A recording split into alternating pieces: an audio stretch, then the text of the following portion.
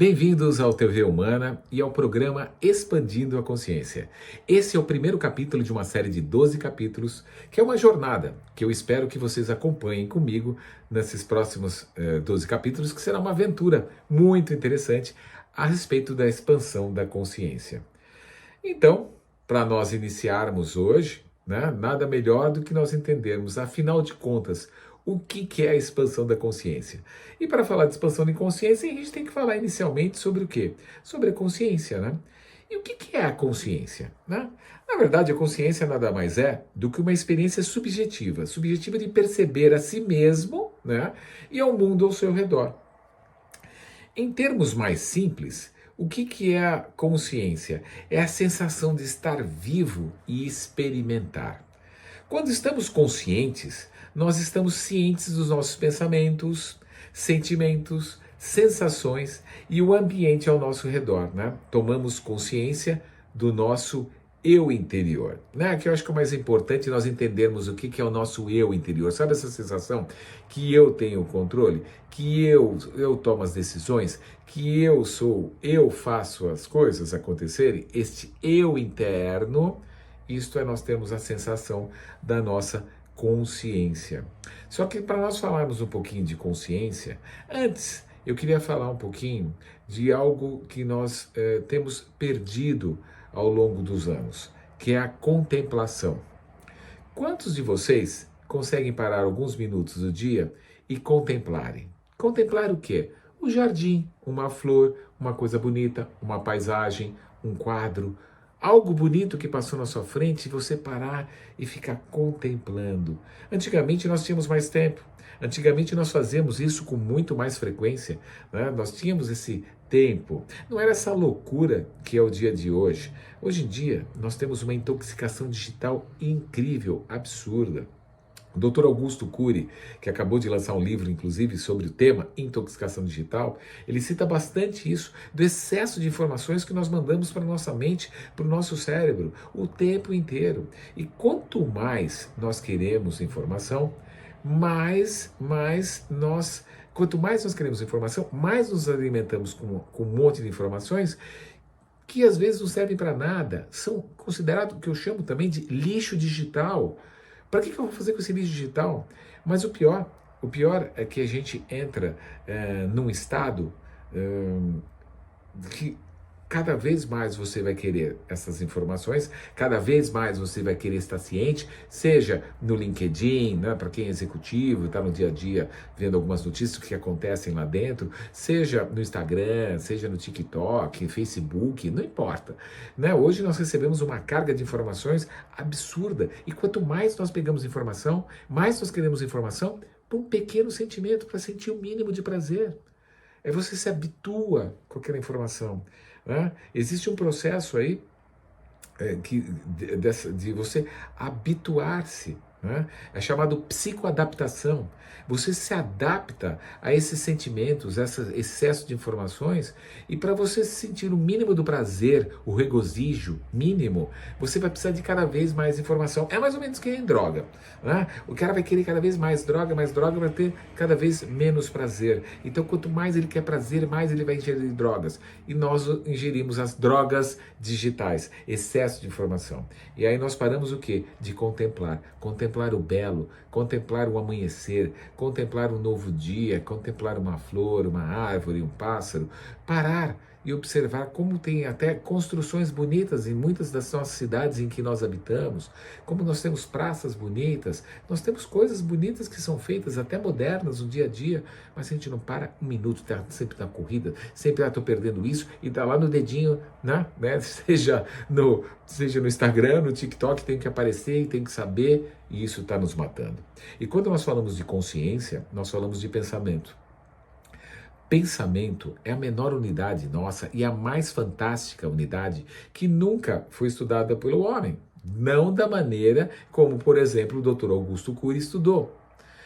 Nós, ali, através dos ensinamentos, e eu tenho aprendido muito nos últimos anos com o Dr. Augusto Cury, do qual posso me considerar até um humilde discípulo, graças a ele, né, que diante de tantos cientistas pelo mundo, de tantos desbravares que temos no mundo, ele descobriu algumas coisas que ninguém tinha pensado ainda.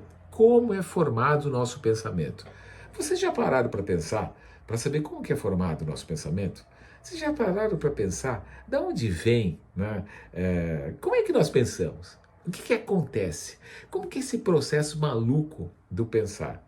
Pois é, saibam que nem grandes filósofos, grandes psicanalistas, Freud, Jung, Lacan, pode chutar lá, Nietzsche, os pensadores, nenhum deles nunca pararam para pensar. Falavam sobre pensamentos, mas não pararam para pensar de onde vinham os pensamentos, como eram originados os pensamentos.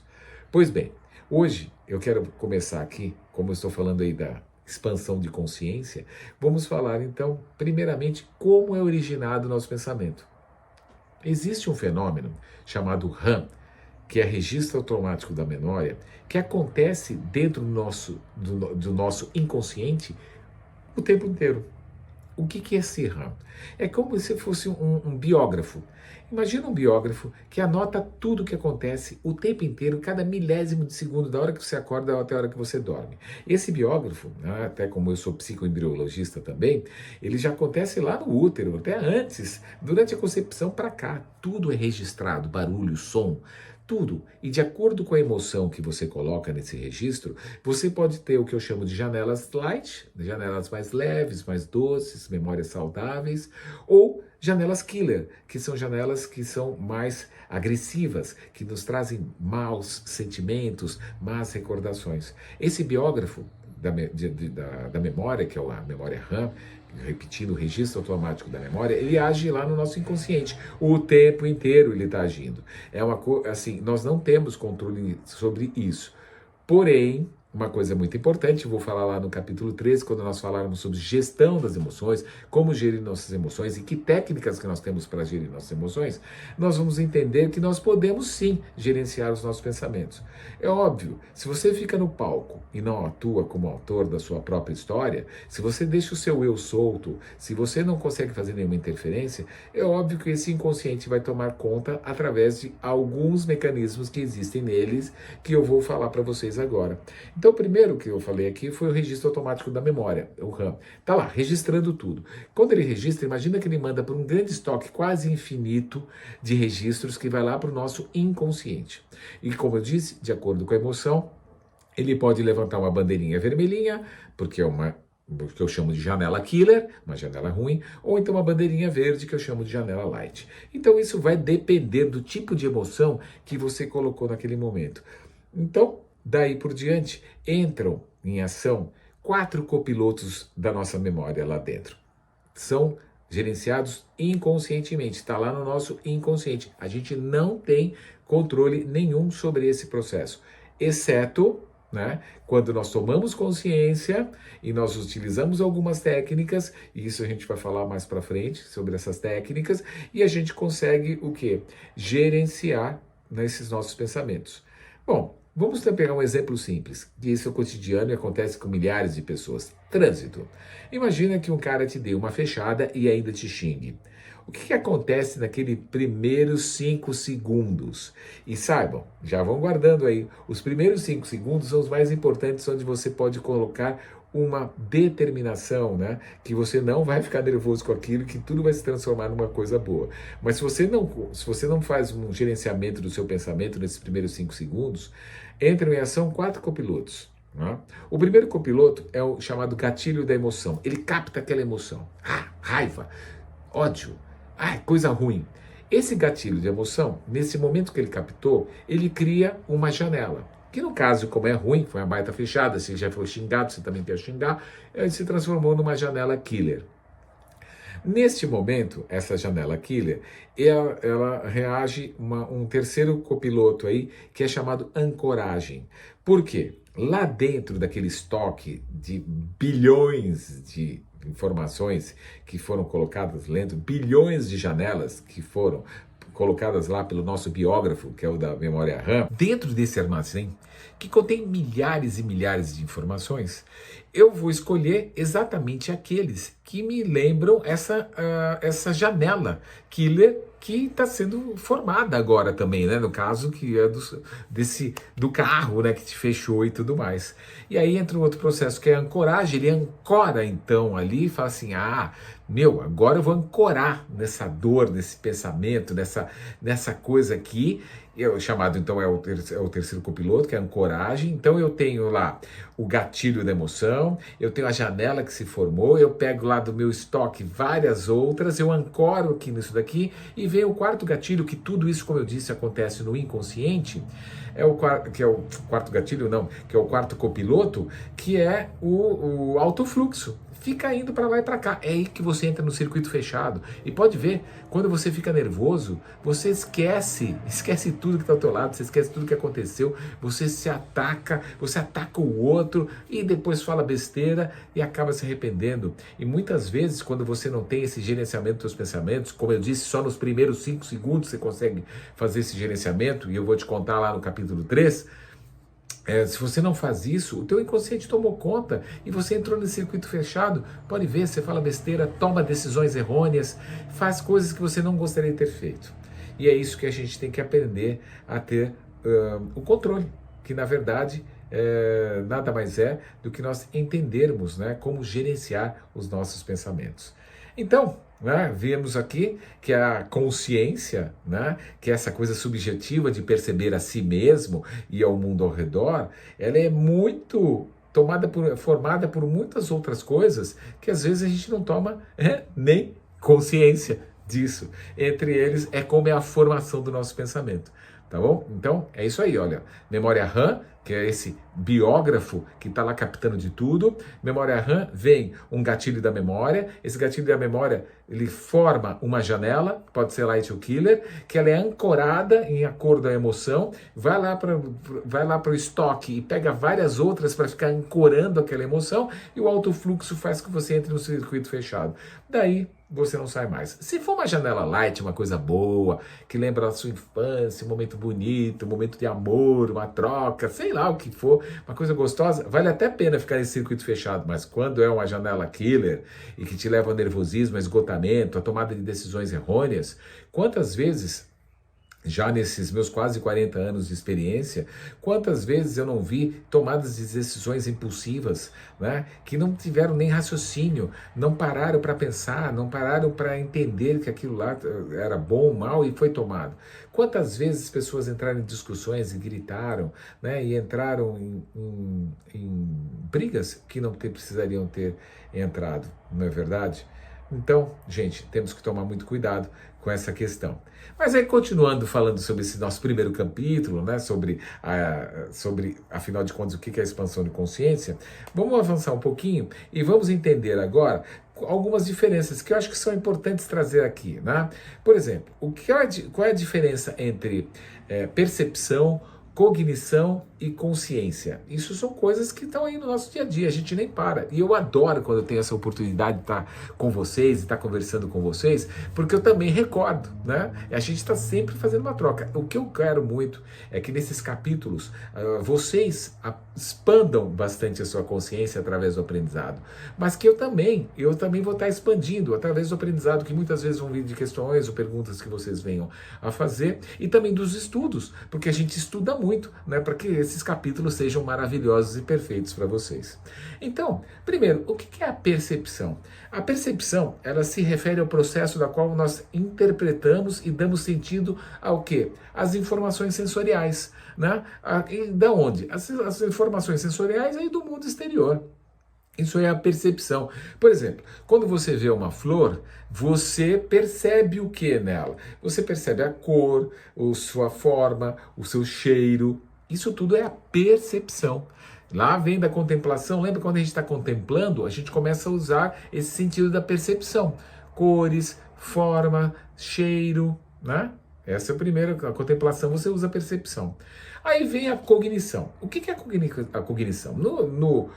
Na forma clássica, é o conjunto de processos mentais relacionados ao conhecimento, incluindo atenção, memória, julgamento e raciocínio.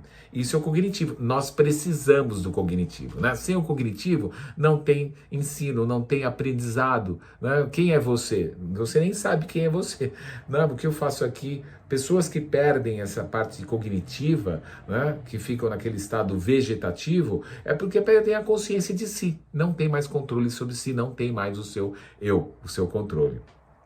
E, finalmente, o que é a consciência diante de uma percepção e diante da cognição? A consciência é a experiência, vamos chamar assim, é a experiência de estar ciente desses processos de percepção e cognição, né?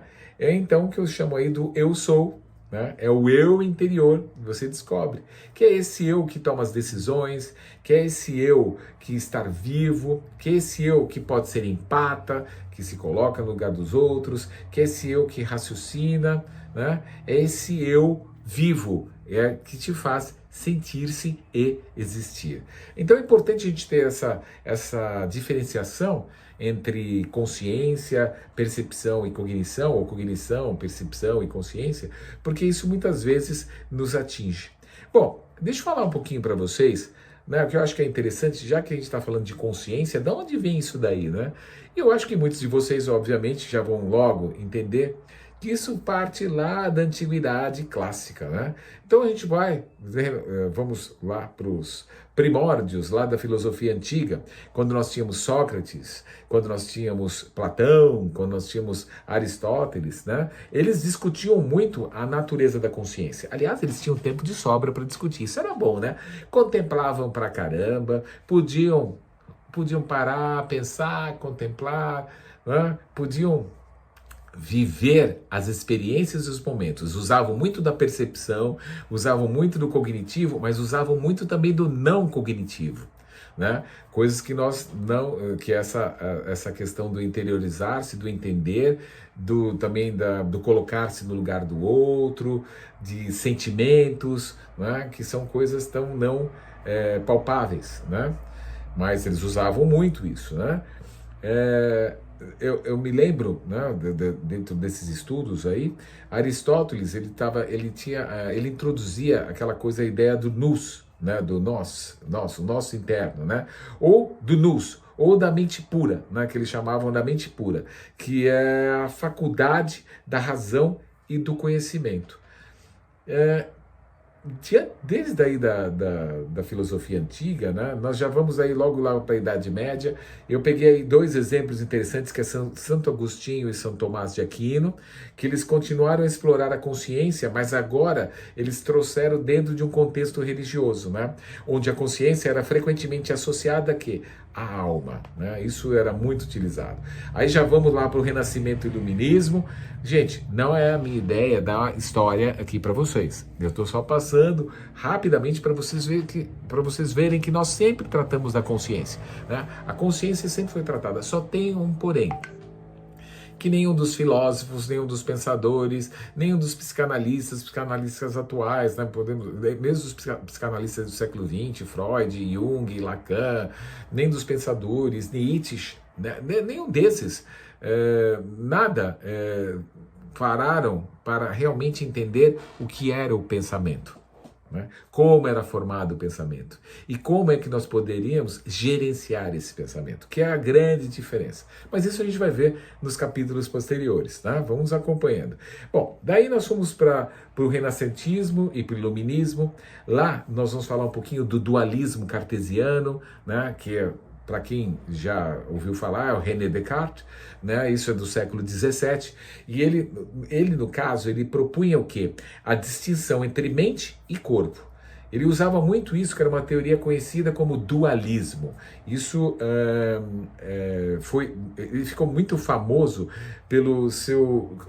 não sei se vocês se lembram, pelo penso, logo existo.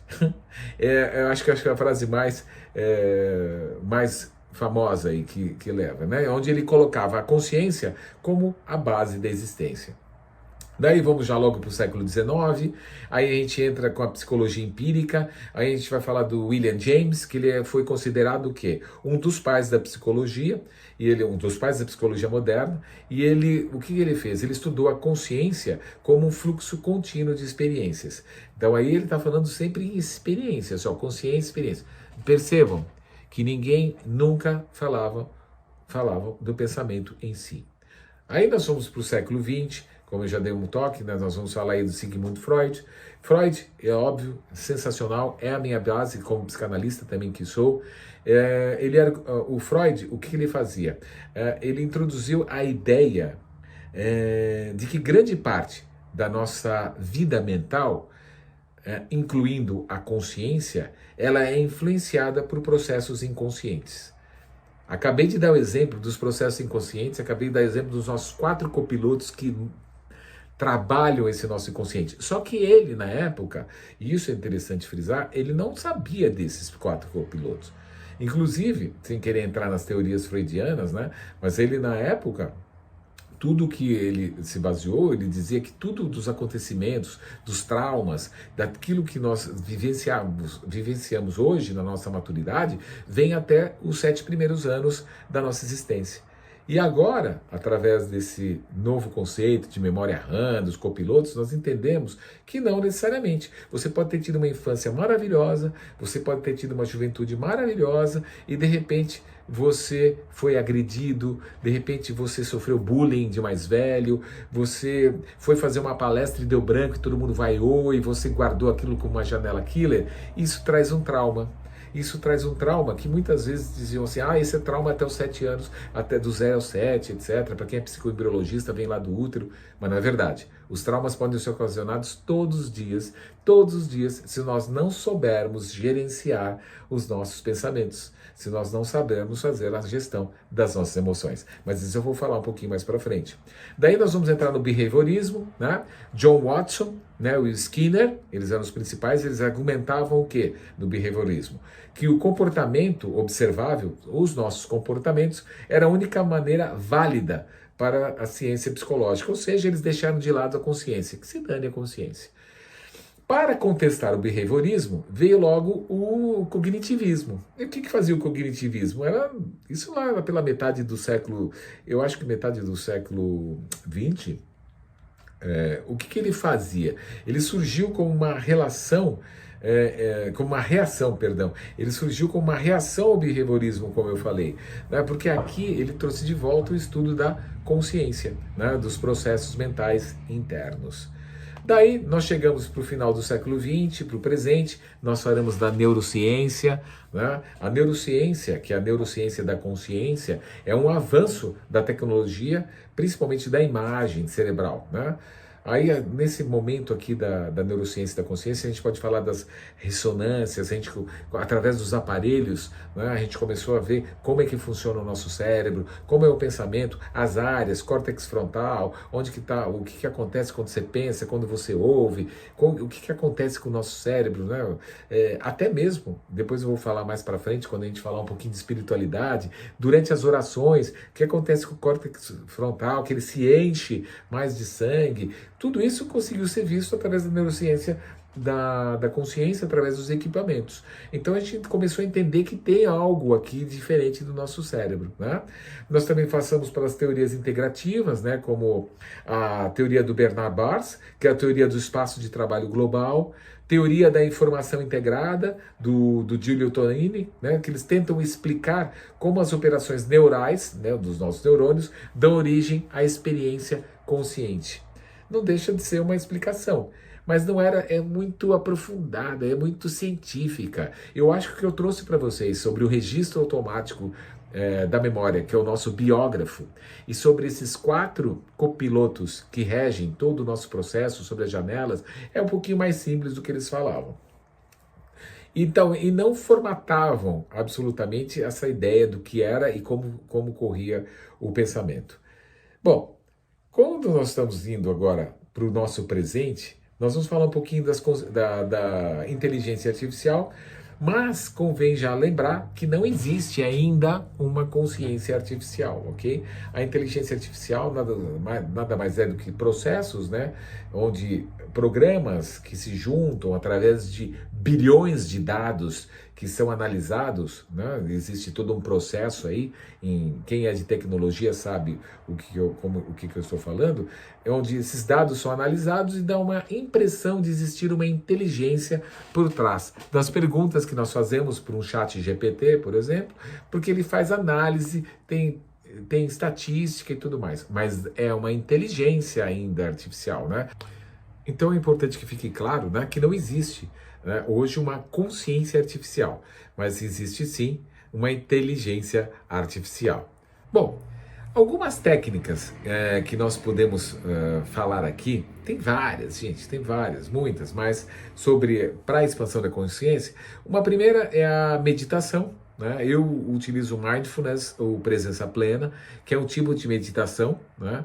Onde nós paramos, elas nos ajudam, né, a nós nos aprofundarmos um pouquinho mais e estarmos mais presentes. Por isso que eu gosto de meditação do Mindfulness Presença Plena, porque ela nos traz para agora, o aqui e agora. Sabe, tirar 5 minutinhos por dia, parar, concentrar-se na sua respiração, ali onde você consegue ver melhor a sua respiração, sentir melhor a sua respiração. Alguns sentem mais na narina, alguns sentem na expansão do diafragma ou dos pulmões, alguns sentem em determinadas partes do corpo durante o processo de respiração, mas você se foca lá. E qualquer pensamento que vem, você deixa passar, não se apegue a ele. Se a gente consegue 5 minutinhos disso, é importantíssimo. Isso, a meditação, ela nos traz um equilíbrio absurdo, né? Eu há alguns anos já pratico a meditação e eu não tinha essa noção até que comecei a fazê-la diariamente e ela tem que entrar no ritmo, no cotidiano. É um agente de transformação. Pratique a meditação. A gente pode falar um pouquinho mais sobre isso, sobre esse tipo de meditação e tipos de exercícios mais para frente. Um outro ponto, uma outra técnica é a autorreflexão, né? Parar sempre um pouquinho para nós refletirmos. Um dos exercícios que nós fazemos lá nas técnicas de gestão da emoção é a roda do eu, né? É aquilo de você refletir sobre as suas ações, né? No dia a dia, às vezes um pouquinho antes de dormir, parar para pensar tudo que passou no dia, o que foi bom, o que foi ruim. Esses momentos de autorreflexão fazem com que a gente expanda bastante a nossa consciência, porque às vezes nós temos insights preciosos nesses momentos e que no dia a dia, diante de toda essa intoxicação digital que a gente não consegue parar e fazer uma autorreflexão e nem pensar, não é mesmo? E leitura e educação, simples, sempre, recomendo, leiam muito. Mas agora eu vou passar para vocês alguns livros que eu acho, tem vários, né? Mas eu vou passar alguns que eu acho hiper interessantes, porque vocês possam ler, que eu acho que vale a pena e complementam um pouquinho desse nosso primeiro capítulo aqui, que está sendo um prazer, mais uma vez eu falar, trocar ideias, poder falar, parar um momento, né, em alguns minutos, diante de tanto esse nosso cotidiano maluco, e refletir um pouquinho sobre a nossa consciência, né? Afinal de contas, os pensamentos é que nos transformam, e os pensamentos bem dirigidos, os pensamentos bem administrados, nos levam a ter uma vida mais saudável, uma vida mais equilibrada, e isso eu acho que é o mais importante, né, que eu espero ao longo desses 12 capítulos, dessa jornada que eu quero fazer com vocês, que a gente expanda a nossa consciência para ter uma melhor qualidade de vida, para ter melhores momentos conosco mesmo, né? Só como exemplo, que eu acho que é bem legal a gente sempre trazer, o Steve Jobs, bem conhecido por todo mundo, né? Afinal de contas, a maioria, ou muitos, não, a maioria não, né? Mas muitos têm o Apple como telefone, né? Inclusive eu, na qual faço a gravação desse vídeo aqui para vocês. Ele que foi o cofundador da Apple, o Steve Jobs, ele foi bem conhecido na sua jornada espiritual na Índia, né? Essa jornada teve um impacto muito significativo na visão de mundo do Steve Jobs, na abordagem dos negócios, né? Existe um livro, né, biografado do Steve Jobs que é interessantíssimo, se vocês puderem ler, porque conta essa inteligência, né, que de fato, até hoje, de tantos projetos que ele deixou, até hoje ainda a Apple vive disso, dele. Foi uma pena ele ter partido tão cedo, mas ele é um que caminhou e entrou nessa jornada da expansão da consciência, né, onde ele adquiriu muita intuição, maneira de viver, maneira de agir, maneira de pensar nos seus negócios e, principalmente, na maneira de criar, na criatividade.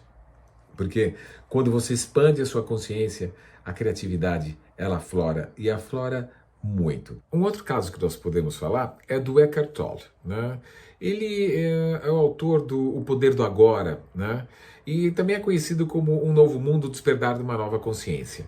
O Tolle, ele é conhecido por sua transformação espiritual profunda após uma crise de identidade e depressão que ele teve, que foi bem severa na época, né? Foi comentado até. Sua experiência de despertar espiritual levou-o a tornar-se um dos mais influentes mestres espirituais contemporâneos.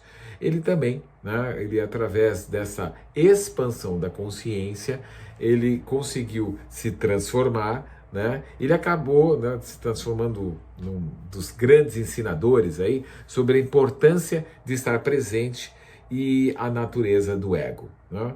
Quem não viu, né, quem não leu, é melhor, já tá, vale a pena conferir, né? Um Novo Mundo, o Despertar de uma Nova Consciência.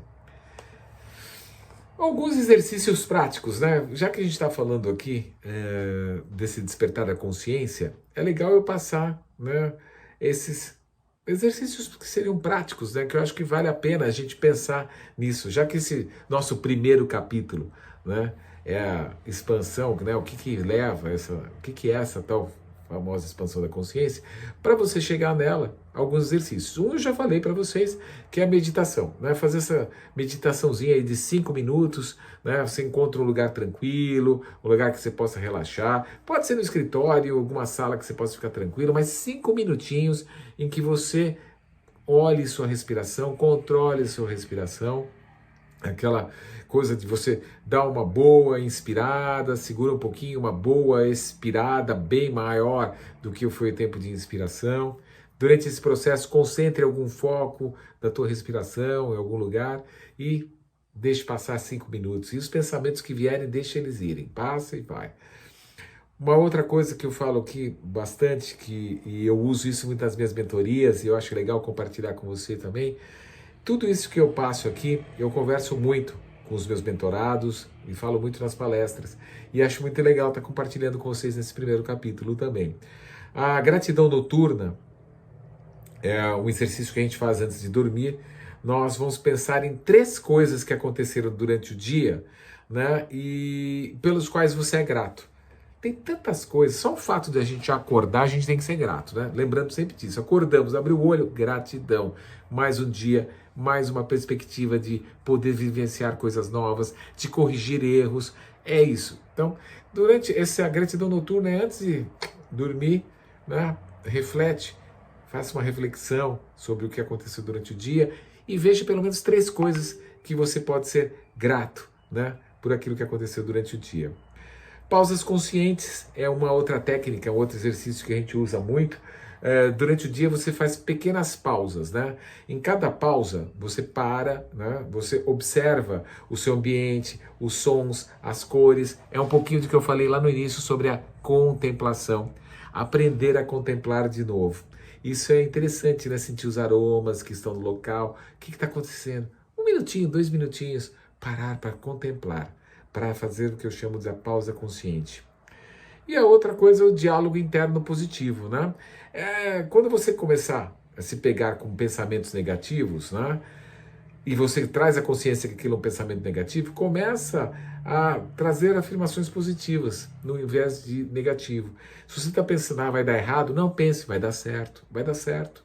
Não deixa o pensamento negativo dominar você. A gente vai falar bastante isso no capítulo 3, sobre técnicas de gestão da emoção. E agora, eu acho que assim, para completar esse nosso primeiro capítulo, que está sendo, como eu já falei, um prazer estar aqui com vocês, eu queria passar alguns livros para vocês. Não precisam ler todos, não. Eu já li todos, mas eu acho que é legal ler alguns. Mas como tem para todos os gostos, eu vou passar alguns para vocês. O primeiro é O Poder do Agora, do Eckhart Tolle, que eu até falei um pouquinho dele, né?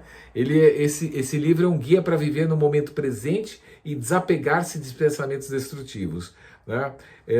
Ele explora muito a consciência do agora, né? Ele explora muito também o desapegar, né? E ele transforma muito a nossa, ele ajuda a transformar muito a nossa saúde mental, as nossas emoções. Vale a pena ler, tá? Depois, para quem quer saber um pouquinho mais sobre o Mindfulness, que eu falei para vocês, sobre a presença plena, tem o livro Mindfulness, Atenção Plena, do Mark Williams e do Danny Penham. Ali você vai ter uma visão geral, abrangente, é uma introdução, né, sobre a prática do Mindfulness. Um outro que é Inteligência Emocional, do Daniel Goleman, e aqui é bem interessante para vocês verem uma diferença que nós vamos falar lá no capítulo 3 também, na gestão da emoção, porque não existe uma inteligência emocional, né? Que o Daniel Goleman me perdoe, eu adoro os livros dele, mexe muito com comportamento e eu uso isso muito, mas na verdade a emoção não tem inteligência, ela é desinteligente, tá? Nós que temos que gerenciar nossas emoções, tá? Mas de qualquer maneira eu indico o livro Inteligência Emocional dele, porque ele explica, né, essa importância, né, do dia a dia, né, de nós termos ele chama de controle, mas na verdade é um gerenciamento das nossas emoções, né? Ele dá muitos insights para nós entendermos essas nossas emoções, né? Mas aqui eu falo muito mais comportamental. E um outro livro, né, que eu acho que é muito legal é O Despertar de uma Nova Consciência, do Sam Harris. Ele é um neurocientista e ele explora a relação entre ciência e espiritualidade, oferecendo uma perspectiva racional sobre meditação e consciência. Vale a pena, né? Vale a pena vocês trocarem lerem isso aqui e trocarem essas informações e trazerem isso para dentro de vocês, expandindo mais a consciência de vocês. Então, como nós vimos hoje, a consciência ela é uma experiência subjetiva, de nós estarmos cientes de nós mesmos e do nosso mundo. Ela difere bastante da percepção, né, que é como nós interpretamos as informações sensoriais, e da cognição, né, que envolve os nossos processos mentais, né, como memória e raciocínio. Nós também vimos que há um estudo, um histórico, né, da consciência, que vem lá dos filósofos e chegam até a neurociência moderna, né, o que é importante para nós entendermos como sempre nós pensamos sobre a consciência. O homem sempre esteve envolvido, desde os filósofos até hoje, só que de maneiras diferentes. Uma hora indo para o racional, uma hora indo para o espiritual, e agora temos a junção das duas, do espiritual, né, e do emocional, né, e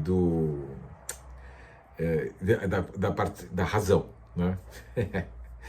E o que mais? E nós vimos também a formação do pensamento, que eu acho que é uma grande, bem interessante isso. Não sei se todos tinham essa consciência, né? Falar do nosso biógrafo da memória, que é o RAM, o Registro Automático da Memória, sobre os 4 copilotos que nós temos aí, que nós exploramos bastante, e dá uma ênfase geral, né, sobre a consciência, dicas também para nós começarmos a trabalhar isso, falamos um pouquinho sobre meditação, e eu acho que é isso que nos leva a encerrar hoje o nosso primeiro capítulo, agradecendo já desde antemão por todos vocês que ficaram até o final, né? Eu estou muito feliz em poder participar e poder compartilhar com vocês conhecimento, tá bom? Nos encontramos no capítulo 2, espero vocês lá. Um grande abraço para vocês.